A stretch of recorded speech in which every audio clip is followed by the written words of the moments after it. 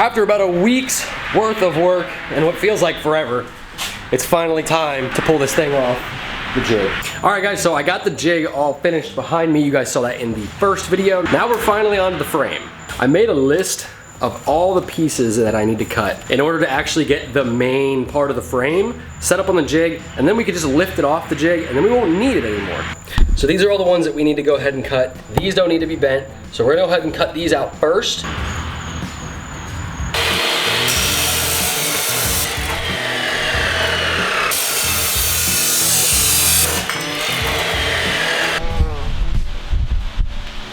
That took me a good bit of pretty much the entire night. I basically cut up every piece that I need for the main body. The main chassis goes on the jig, and I want to be able to get all of these bent and put in place on the jig, welded, and then I can lift the main chassis off the jig. We can get it out of the way, and we can clear up a lot of space in the garage. Because we have two bends in this tube, we need to make sure they're bent on the same axis. So we need to put a line, and all we're gonna do is use a piece of angle iron with some clamps straight across. Now we have a nice line to use as a reference.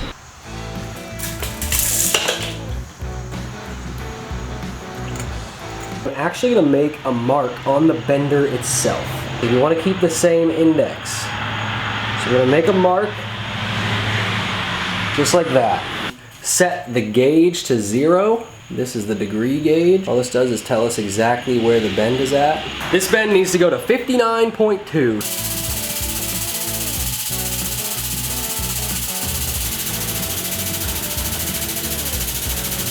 That spring back, it fell in right at 59. Oh, that's awesome.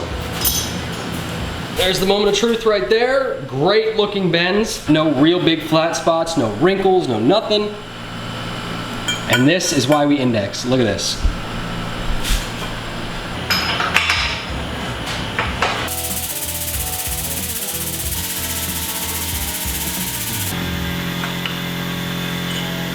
So it's the next day, we got everything bent. These are all the pieces we have so far. These 4 pieces that we bent are all gonna be the front windshield / roof assembly. We have to sleeve it because this is the main, one of the main pieces, and with it being all different pieces, it has to have strength to it. So what we did, or what we're going to do, is we drilled holes on each side of these.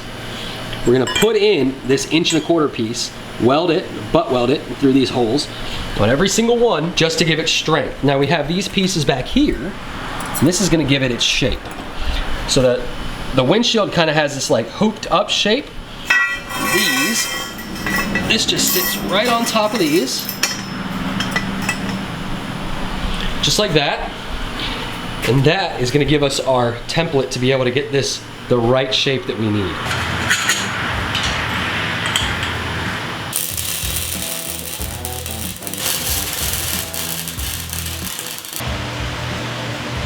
This is exactly what we're looking for, this swoop shape.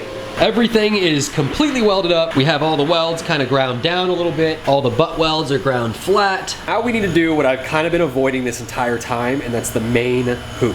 This is the piece that goes over this. It's got 4 bends in it. It's got a piece that goes straight across, bends down, bends straight on both sides.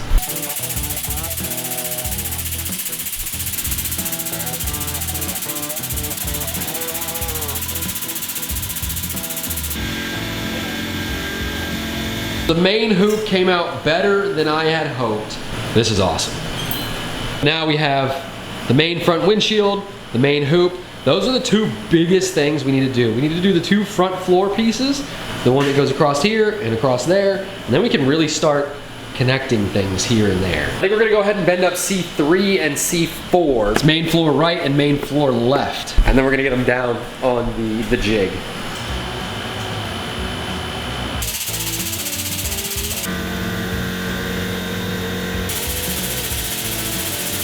So far we have the 2 left and right floors. We got the main hoop, we got the front windshield. We are inching our way closer to a finished frame. All right, so we cut up about 12 of these little, I'm gonna call them like jig holders. They're gonna go 3 on each side just to kind of hold everything in place. This was a tip given by KJ himself. He did this on his build, so we're gonna do it on ours just to make sure everything's aligned, everything's straight, everything's square. We're gonna put 2, 1, 2, 1, just to kind of keep all these straight. And if any of the bends are off, like if I'm short by like a degree or 2, I'm just gonna use ratchet straps to kind of pull everything in, and hopefully we can get everything square.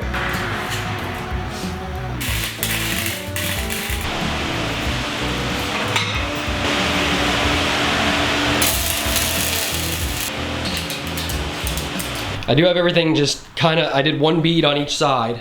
I need to flip this over, but as you can see, these were just snapping off. The tack welds just weren't strong enough to hold it. But it is straight on both sides. I'm gonna go ahead and take off the ratchet straps.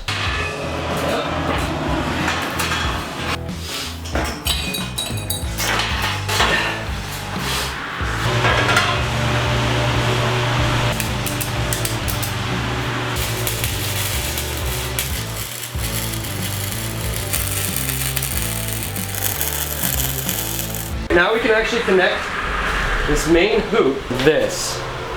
This is kind of how it's gonna sit. It's gonna go right into this corner here, up into this corner here, and that's gonna be the main joint between this and the front windshield.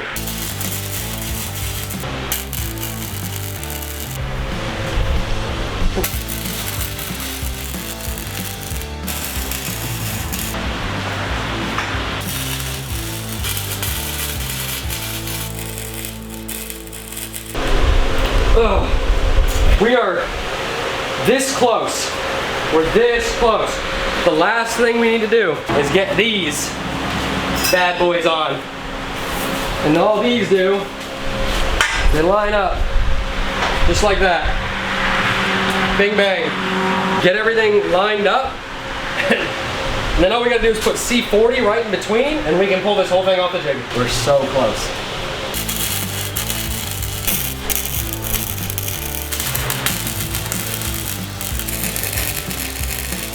We got one more piece we need to do, and that's C40. It goes right here in the center. And the reason why I left that last, and I only tacked these up here a little bit, so I can bump these either out or in for that piece to come right down in the middle until it's close. You tell me that's good? Woo! Behold, a very crude crosskart frame. It's finally time to pull this thing off the jig.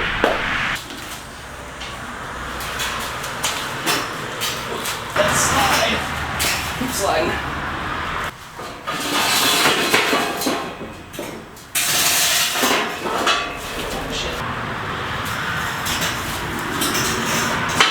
And there we have it, guys.